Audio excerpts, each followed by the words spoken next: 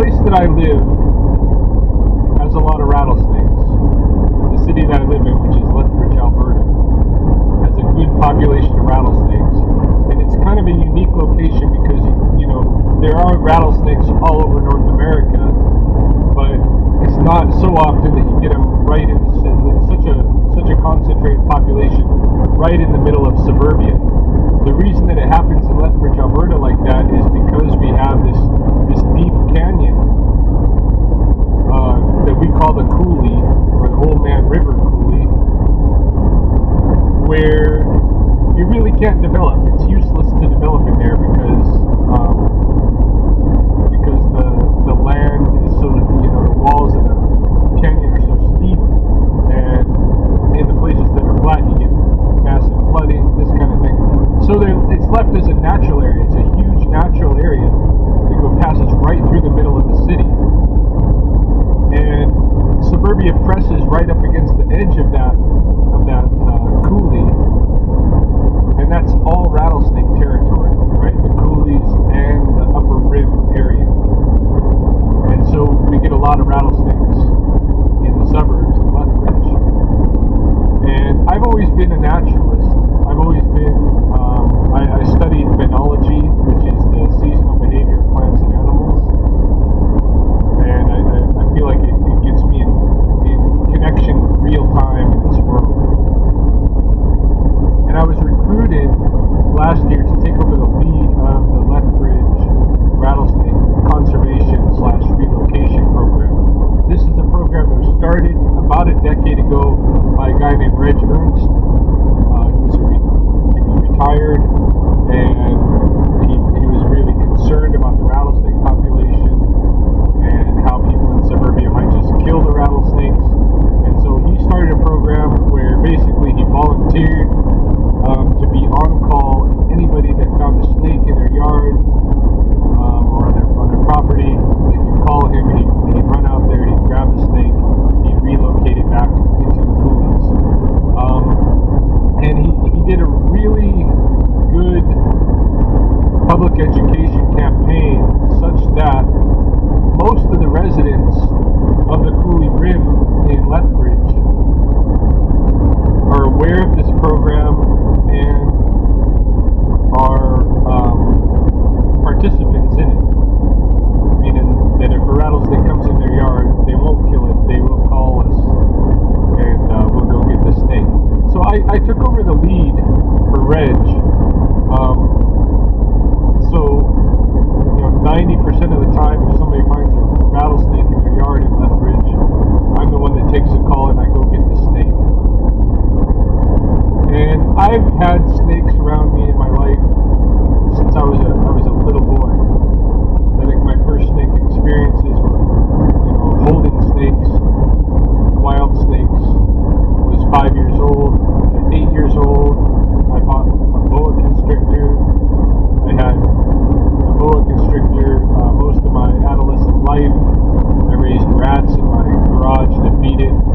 I had a huge, 50-gallon tank full of garter snakes that were breeding. I've been around water moccasins, I've been around corn snakes, I've been around pythons, I've been around rattlesnakes, I've been around gopher snakes, I've been around bull snakes, certainly garter snakes of different species. I've been around a lot of snakes all my life, and I'm very comfortable with snakes. And to me, the thing that I get from snakes, I like all kinds of nature, but the thing that I find, particularly intense with snakes is their power to almost read my feelings. So if I'm tense, they're tense. If I'm relaxed, they're relaxed. If I'm upset, they're upset. If I'm agitated, they're agitated.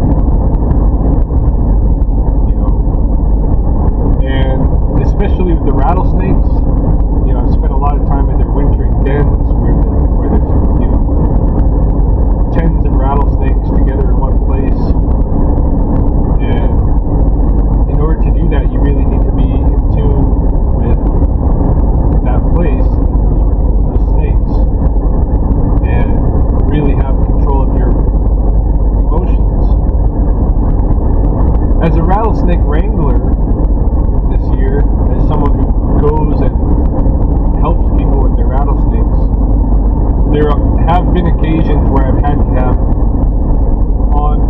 hands-on rattlesnake work. And most of the time I can use a tong, a grabber, to pick up the snake, put it in a bucket, and bring it to a relocation site. But every once in a while, the situation dictates that I have to use my hands on the snake. And the truth be told, I don't mind that at all. Truth be told, I would rather pick up every snake by hand that I come across. And the reason for that, I think, is there's an adrenaline rush. It's a very powerful experience to be even in situ with a rattlesnake, with a wild rattlesnake, where you're the person that has to deal with the snake. It's an even more powerful experience to hold a live, wild rattlesnake. And there's been occasions this summer where snakes have, for instance, been caught in netting, where I have to hold the snake, cut it free of the netting.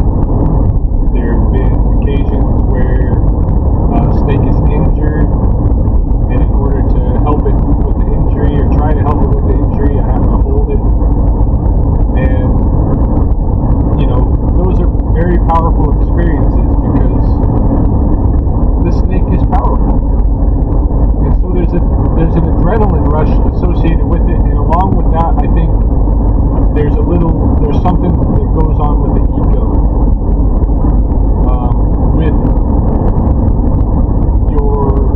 with my sense of personal ego security and confidence and that kind of thing. There's a boost because who handles rattlesnakes? Very, very few people in the world handle rattlesnakes, and I'm one of those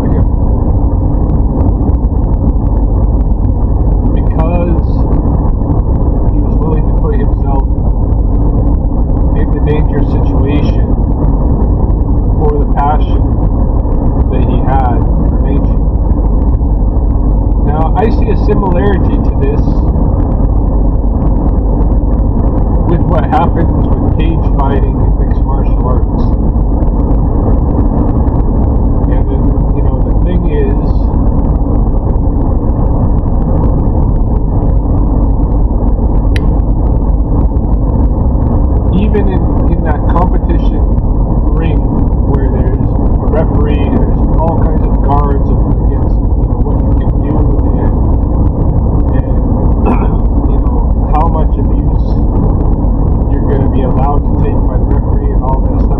All it takes is the one wrong, one instant of your guard being down, and somebody can get killed, paralyzed, or injured in a way like we don't really know what's going to happen.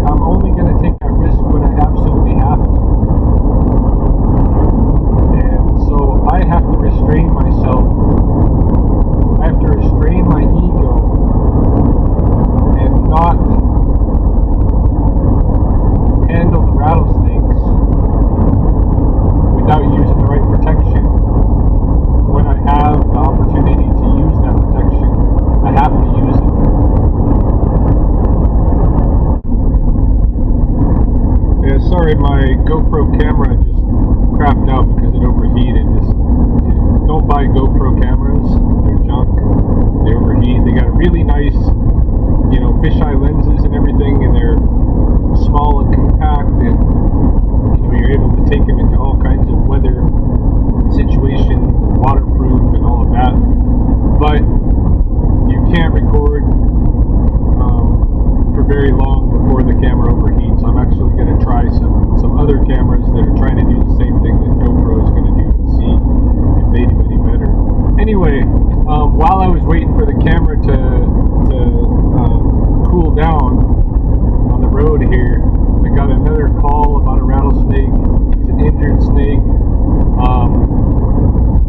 I have my buddy going to go pick it up, but if it is actually injured, then we're going to be working on it this afternoon. It's going to be another hands-on kind of experience, no doubt. And that's the thing. You do the hands-on when you have to do the hands-on. And if you don't have to do the hands-on, even though it might really feed your ego to work with the snakes hands-on, you need to respect that the snakes are dangerous and it's not worth risking your health for. And it's the same way with martial arts. When you need to use the martial arts to defend yourself, then that's when you use it. Hands-on, full tilt. But when you don't need to do that, to go into the cage and fight with people, even though it might be a huge adrenaline boost and a huge ego boost and all of that, it's not worth the risk. And if that's all that the martial arts is about for you, is that adrenaline boost, then, my perception is that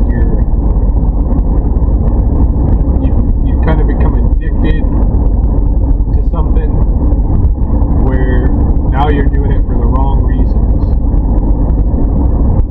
Martial arts is about your health, and when you do things that jeopardize your health needlessly, that's not the martial art.